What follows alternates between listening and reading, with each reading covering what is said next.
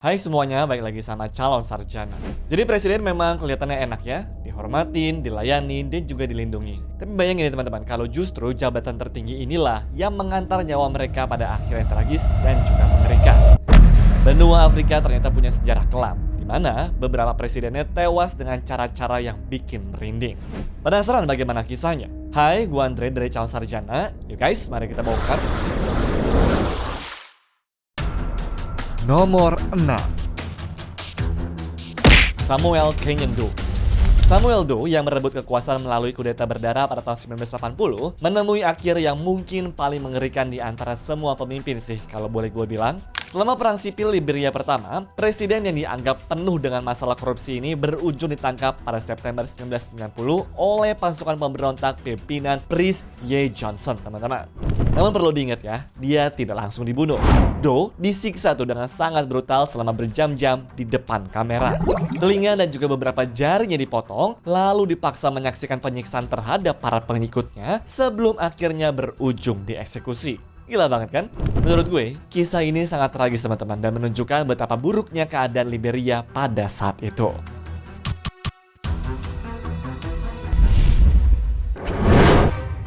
Nomor 5, Patrice Emery Lumumba. Sebagai Perdana Menteri pertama Kongo yang terpilih secara demokratis, Patrice Lumumba ini jelas adalah ikon anti-kolonialisme. Namun, masa jabatannya sangat-sangat singkat, teman-teman. Setelah digulingkan melalui kudeta yang didukung oleh Belgia dan juga Amerika Serikat, dirinya berujung ditangkap dan juga disiksa dengan begitu kejam. Lumumba pun dieksekusi oleh regu tembak bersama dengan dua rekannya. Nah, yang mengerikan, dalam upaya untuk menghilangkan jejak pembunuhan tersebut dan untuk mencegah makamnya menjadi tempat ziarah, jasadnya ini digali kembali teman-teman, lalu dimutilasi dengan kapak dan juga gergaji, lalu dilarutkan dalam asam sulfat oleh agen-agen Belgia. Bener-bener sungguh tidak biasa kan guys?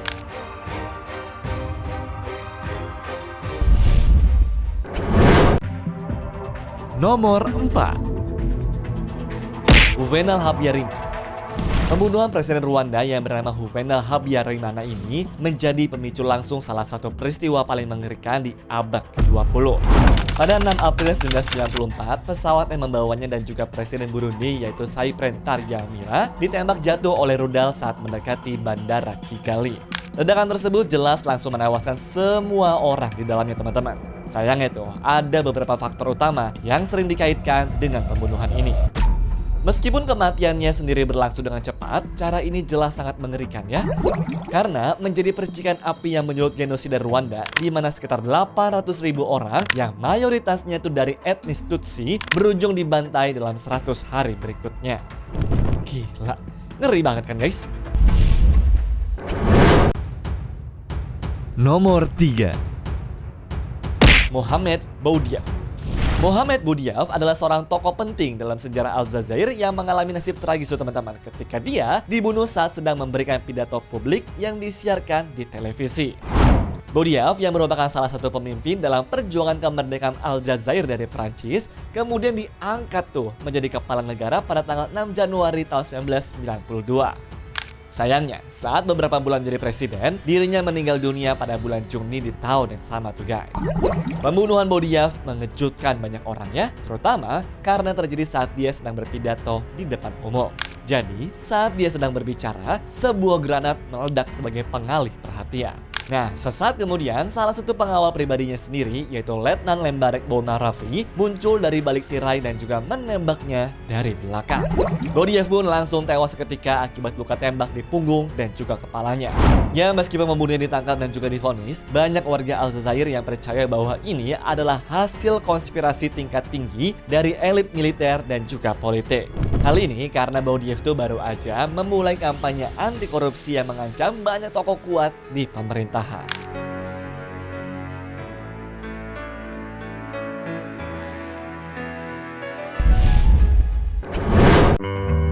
Nomor 2, Haile Selassie. Meskipun secara teknis adalah seorang kaisar, Haile Selassie ini adalah kepala negara Ethiopia selama puluhan tahun ya. Haile Selassie ini adalah figur yang sangat dihormati teman-teman di panggung dunia. Sebagai kaisar Ethiopia ke-225 dari dinasti Solomon, dia bakal menyandang gelar agung yaitu raja di atas segala raja, singa penakluk dari suku Yehuda. Namun, kejatuhan dirinya tuh guys dimulai pada awal tahun 1970-an. Pemicu utamanya adalah bencana kelaparan dahsyat di Provinsi Wolo pada tahun 1973 yang menewaskan ratusan ribu orang. Momen ini jelas langsung dimanfaatkan lah tuh oleh sekelompok perwira militer Marxis yang menamakan diri mereka sebagai DOR. Mereka secara bertahap melucuti kekuasaan kaisar, lalu menangkap para pejabatnya dan menyiarkan propaganda anti kerajaan. Nah, pada September 1974, Haile Selassie yaitu seorang pria tua yang rapuh secara resmi digulingkan tuh dan dijadikan sebagai tahanan rumah di istananya sendiri. Namun setelah hampir setahun menjadi tahanan, pada malam tanggal 27 Agustus 1975, Haile Selassie meninggal dunia. Laporan resmi rezim Derg tadi sih bilang teman-teman kalau dia ini meninggal karena sebab alami.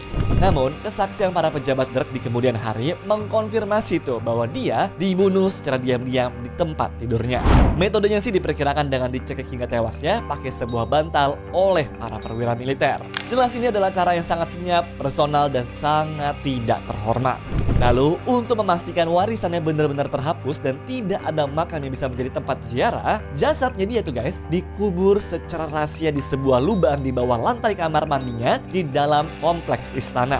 Dan lagi-lagi, tindakan ini merupakan penghinaan simbolis tertinggi yang dirancang untuk merendahkan martabat sang kaisar hingga titik terendahnya.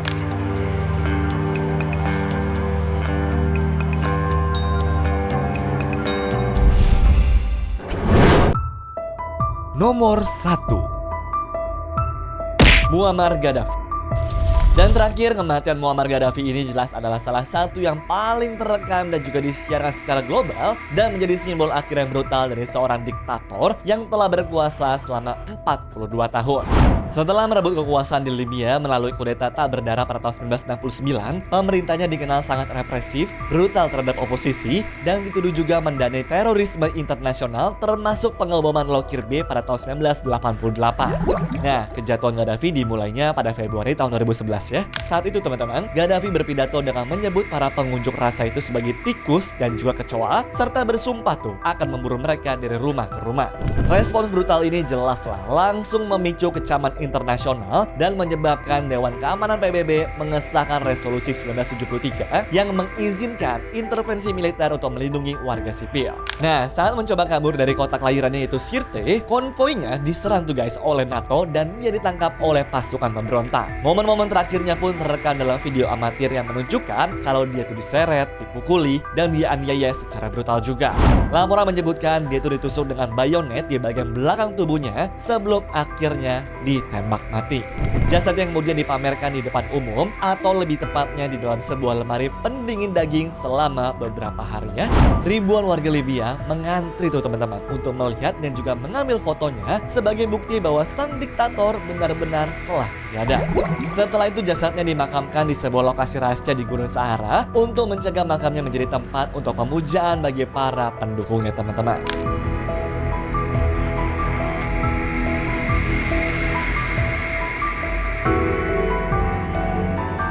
Anyways, cukup sampai di sini ya guys video hari ini. Sampai jumpa di video selanjutnya. Dah.